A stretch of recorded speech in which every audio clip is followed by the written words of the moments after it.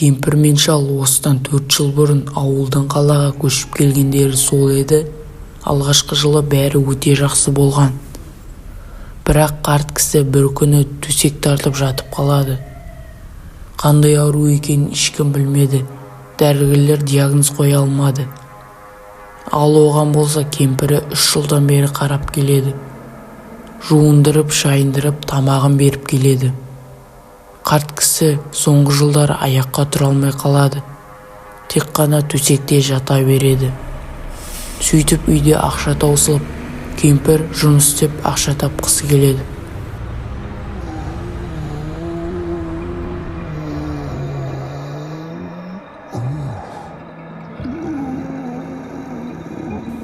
Ал шалым болса қалаға оқуға келген 20 жасар Лина есімді қызға табыстайды.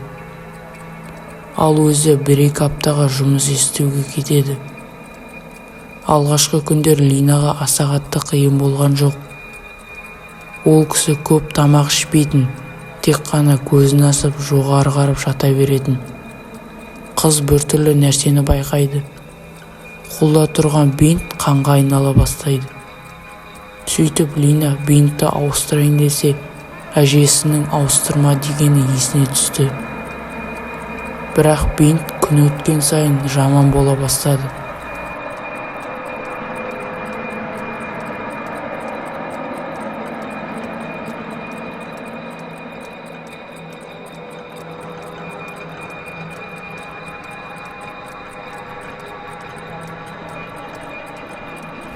Сөйтіп Лина бір рет ауыстырса ештеңе болмайтын болар деп бинтті ауыстырғысы келді. Сөйтіп енді шешейін деп жатса, қарт кісі Линаға қарап, жоқ, бекер деп айта бастайды.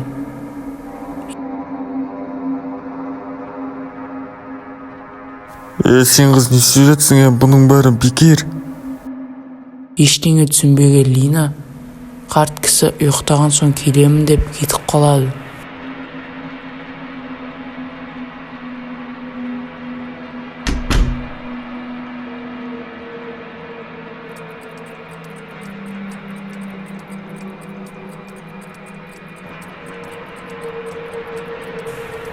Сөйтіп Лина түн болғанын күтіп, бинтті шешеді. Қарт кісінің қолы өте жаман болып кеткен. Тырнақтары үсіп, қолы түсіп қалатындай болып тұрды.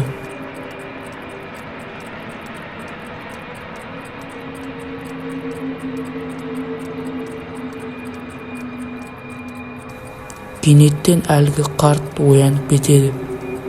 Және Линаның бинтті шешкенін көріп, түрі бұзылып бірдеме айтқысы келеді. Бірақ айта алмады.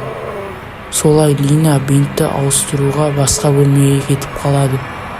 Қарт кісінің түрі өте жаман болып кетті. Өзіне бірдеме болатын сезіп тұрған секілді. Арада 5 минут өтіп, сөйтіп сұмдық нәрсені көреді. Әлгі шал өзінің қолымен өзін қылғындырып тастапты.